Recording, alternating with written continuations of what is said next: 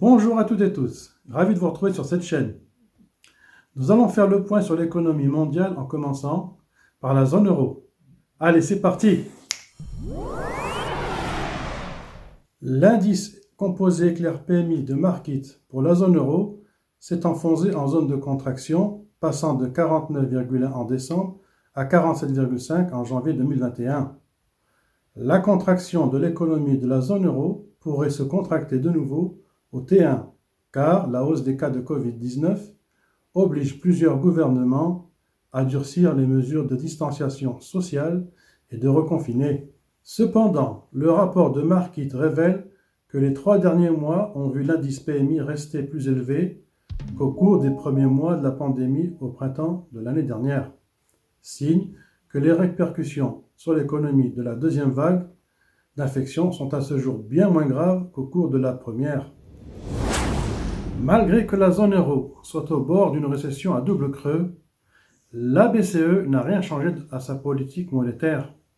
Jeudi 21 janvier 2021, elle a maintenu donc son principal taux de refinancement à 0%, son taux marginal de prêt à 0,25% et son taux de dépôt à moins 0,50%. Les conditions de son programme d'achat d'urgence face à la pandémie, Pandemic Emergency Purchase Program, sont également restées les mêmes, avec une amélioration notable il y a 6 semaines. L'enveloppe d'ailleurs a été portée à 1850 milliards d'euros, en hausse de 500 milliards, et le programme a été étendu jusqu'en mars 2022. États-Unis, l'indice composé PMI éclair, selon Markit, s'est établi à 58 en janvier, comparativement à 55,3 le mois précédent, signalant la plus large amélioration de l'activité du secteur privé depuis novembre.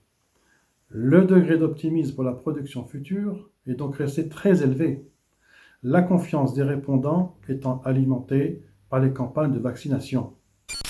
Le sous-indice de fabrication est monté de 57,1 à un record absolu de 59,1.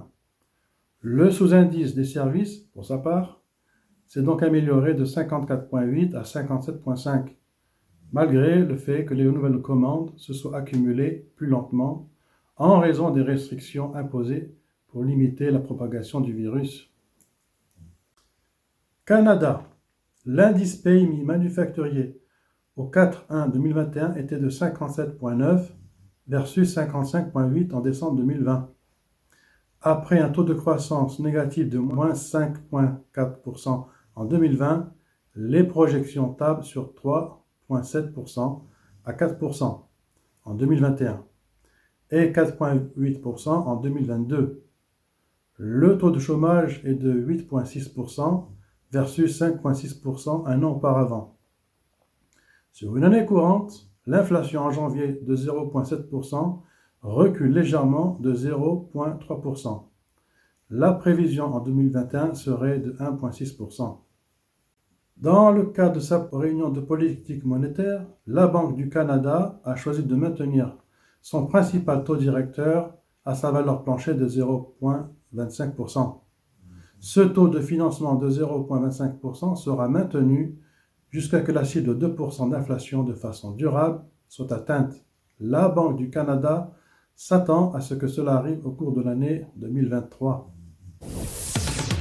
La Chine, qui a fini 2020 avec un taux de croissance de plus 2,3%, est la grande gagnante, devrait en 2021 tabler sur un taux de croissance de 8,2% et 5,8% en 2022. Le Japon, avec un taux de croissance de moins 5,7% en 2020, son taux devrait progresser à 4% en 2021 pour revenir à 2% en 2022.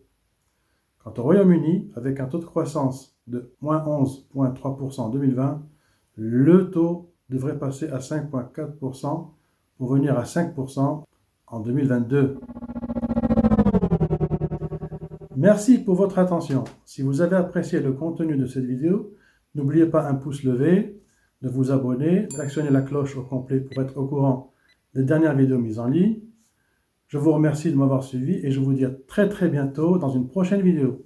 Ciao!